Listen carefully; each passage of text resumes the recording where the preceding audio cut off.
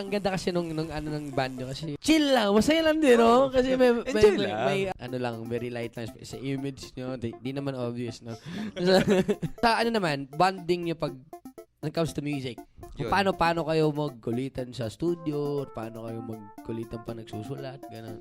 Pag nagpo-practice kami, ang nangyayari kasi, sulat muna ako ng song, tapos i-re-record ko, paparinig ko sa kanila. Doon mismo sa studio. Tapos, hayaan ko sila kasi hindi man ako marunong mag-bass. Sige, gawin niya, Gawin lang nila yung kaya nila.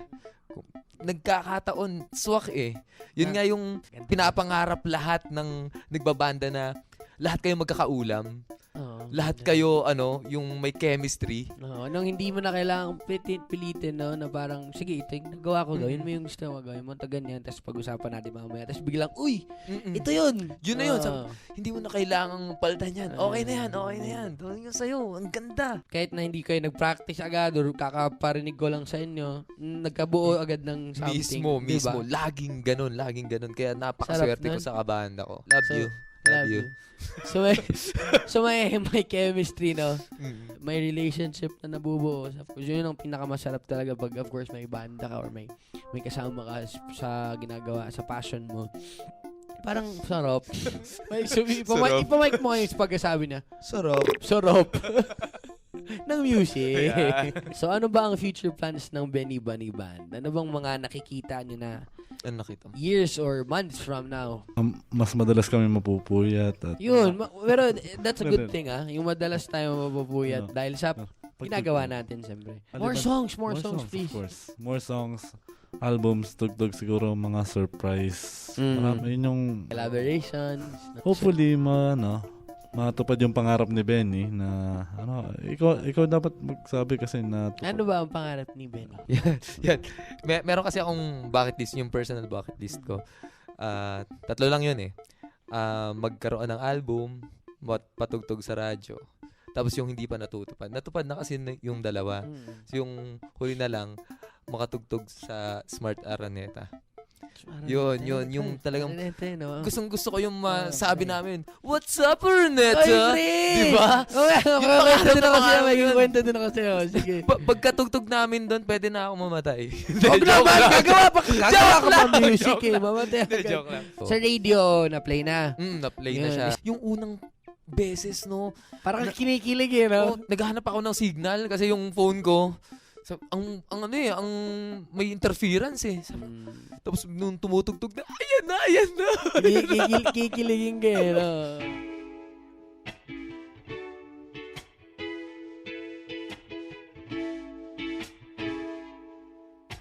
Advice para sa mga aspiring artist na tulad natin na nagsistart or medyo nararamdaman nila na parang ako na kasi ang tagal nangyayari parang hindi pa nangyayari yung ano ko eh. Based on sa perspective nyo dun sa ganung bagay na para sa mga taong medyo sa mga artist na medyo dahan-dahan nang nawawala ng gana dahil sa matagal or hindi pa na-achieve yung goal nila. Ano yung mga natin? Ano yung konting advice lang? Para sa akin, yung ma-advise ko is lahat naman kasi nagsisimula sa mahirap. Lahat talaga bago mo maabot yon, talagang dadaan ka sa totoo yun, yung hindi literal sa butas ng karayom. Hindi mahirap yun. Ant-Man ganun. So, at saka yung ginagawa rin kasi dapat gusto mo talaga. Nagmumula yun dito. Hindi laging instant. Hindi laging instant talaga. Mas madalas hindi. Mas madalas mas maraming sakit. At syempre habang nasasaktan ka, habang nahihirapan ka, syempre mas lumalakas ka. Palakas ka ng palakas at dapat hindi ka mapapagod. Pag napagod ka, talo ka. Pag nag-quit ka, sino mo tatalo? Ikaw lang. Tsaka pag genuine ka sa ginagawa mo, genuine din na mararamdaman ng tao eh. Mismo. Gumagapang sa kanila eh. Ba't nga hindi kayo napapagod kung gusto niyo yung ginagawa niyo? Ganda na. Di ba? Oo. Ayun, galingan niyo lang. Pag gusto mo yung ginagawa mo, dapat hindi ka napapagod. Yes. Habaan lang ang pasensya. And then naman, kung may mangyari man o wala, ang tanong, binigay mo ba ang lahat?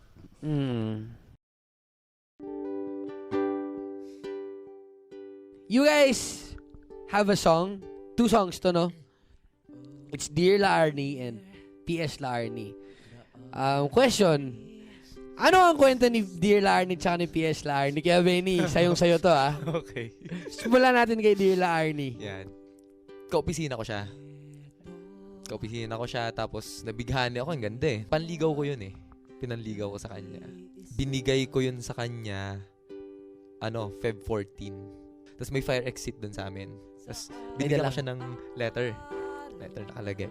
Tapos, Dear La Arnie, ano ba talaga? Pero paano siya? Pa-letter form. So, pinabasa ko muna. Tapos may dala akong gitara nun. Tapos mo nang basahin. Tapos tinugtog ko. Nakaganyan lang siya. Yun na yun. Sa madaling salita, naging kami. Naging kayo! Naging sila! Mantakin mo yun! Naging kayo! Naging kami! Alright. Naging So, kami. Dear La Arnie, naging kami. Tapos yun, umabot kami ng 3 years and 9 months. Yun. Pinakamatagal ko naging girlfriend. Di, umabot na nga sa terminal yung biyahe. Ayan So, lang. trinay ko siyang balikan. Sabi ko, ano yun, kung gusto mo pa ba? Sabi niya kasi doon, nandun kasi siya nung wala ka.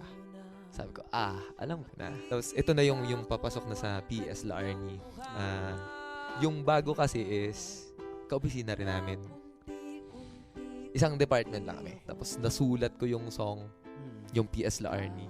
Na totoo. Kaya yung mga linya na sa araw-araw na nakikita ko ang kanyang muka nung guy. Yun. Everyday struggle siya. Yun yung sinasabi. Di mo alam yung mararamdam mo, galit, sakit. Pero eventually, naka-move on rin naman. Nakaka-move on rin naman talaga. Nagkikita ka pa kay nila. Everyday. So, at kasal na sila ngayon. Ayan Kasal na yun! sila ngayon. So, that's the story of Dear La Arnie and PS La Arnie.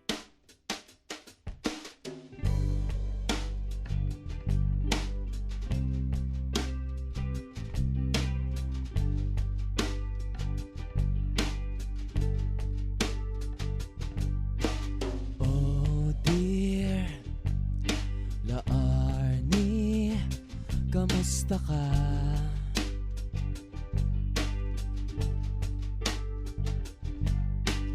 Heto pa rin ako nag-isa.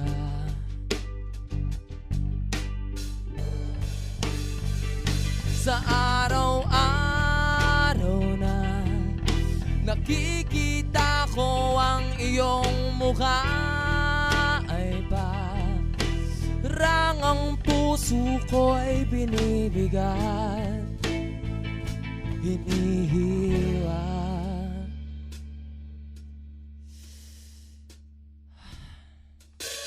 Nga pala, tanong ko lang, kamusta siya?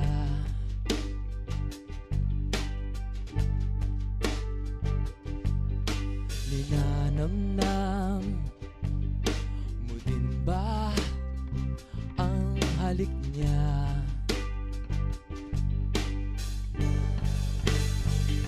Sa araw-araw na nakikita ko ang kanyang mukha, ay parang unti-unti akong nawawala sa sarili.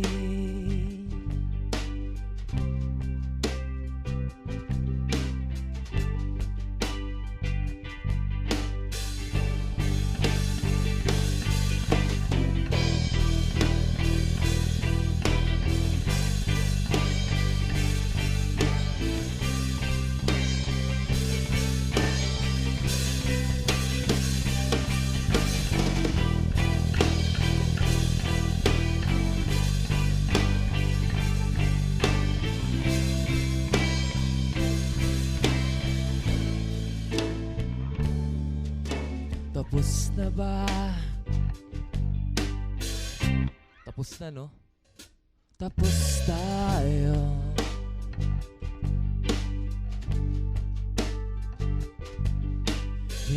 hiling lamang sa'yo ay ganito.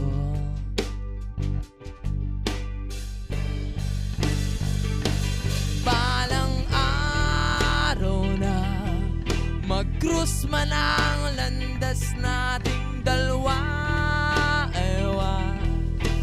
lasa ng makikitang patak ng loob at wala akong maririnig na sana'y tayo na lang huli. Tayo na lang huli. Ako na lang uli.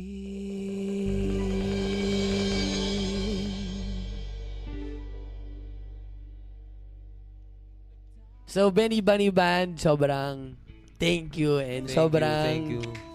sobrang thankful ako and Thank you, sobrang Sir John. Thank you. grateful ako na nakilala ko kayo kasi I'm always excited to meet new OPM artists. Nawarningan ka diba? Walang babae sa aking So guys, really guys need to check out their music. So once again guys, Benny Bunny Band! Thank you so much!